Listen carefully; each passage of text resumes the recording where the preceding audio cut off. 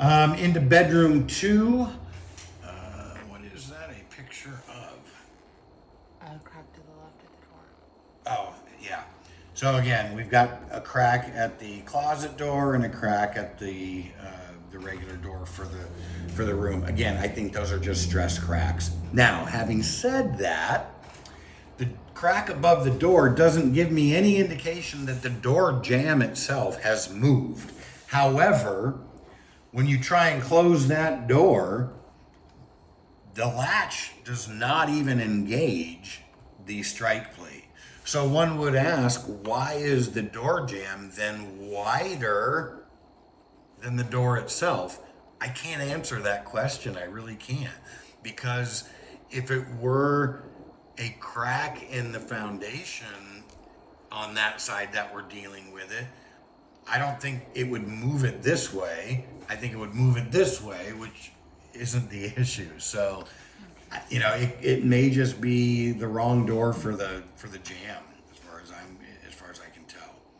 Bedroom 3, just an orientation picture. This bedroom door, it closes, but the strike plate is not aligned to allow the tongue to latch, if you will. So you can close it and then pull it right open.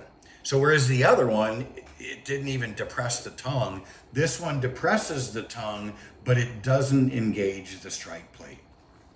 I told you about one window that looks like it has a failed seal. That's the fogging in this window, and while it's not a requirement of home inspectors in the state of Washington to point them out, I always do, because I want you to know that really all that means is that the argon gas in between the two panes of window, or the two glass panes, has somehow escaped, and now we've gotten fresh air in there, and that's created the cloudiness. It's still a viable window, but it's not providing the heat retention that we typically would see in a window with the argon gas in there. But it is pretty minuscule as far as how much heat you'd be losing. Back in that closet, there's an opening that you can look into and look up. And when you do that, you see the back end of what I believe to be an original home circulation fan that is no longer even wired. Those are cut wires. And when you look at it, it should be somewhere behind the love picture out here. And so I think it's just a defunct air movement system from 1962. But hold that thought. We're going to talk about another air movement system from 1962 that you do still have here. Here is the family room downstairs. And so this ledge right here is actually the ledge of the foundation. And then, of course, we plywooded or sheetrocked over that. The only thing that I can see down here, and this very well may have been somebody who spilt a Coke, is some moisture staining. But it's dry now, and there's nothing in the walls that show me that it came from there. It does almost look as though somebody spilt something and never did anything with it. Kids.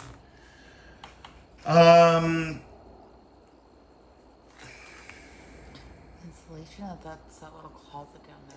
That is a light switch inside that little closet that did not. Why do I have that for ceiling fan? You know what? Family room. I think that's the it is. That's the switch going into the crawl space that's located down in the family room, and that switch does not turn on the two lights in the crawl space as it's designed for. Again, probably burnt out bulbs. I don't know that anybody's been back there.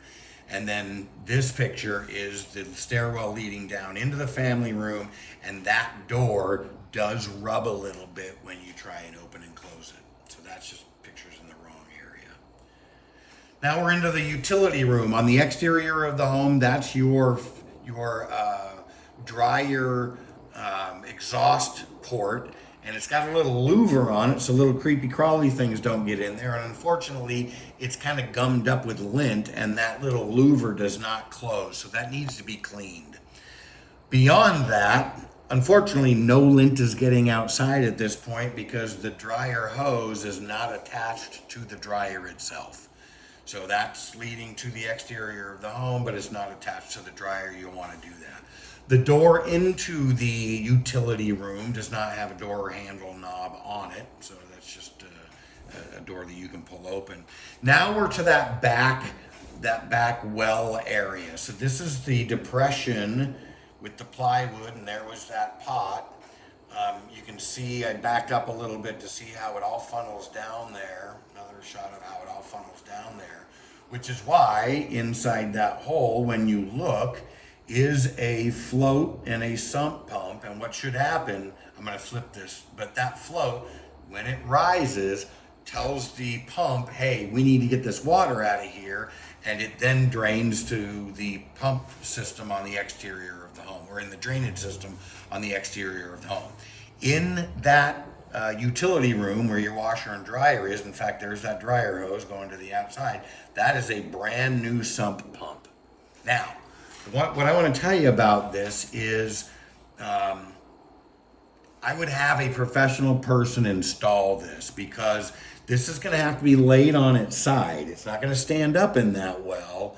And so you want to make sure that it's working properly and installed properly. You can't just lay it down in there, which I think is what they did with the last one. So let's do it right.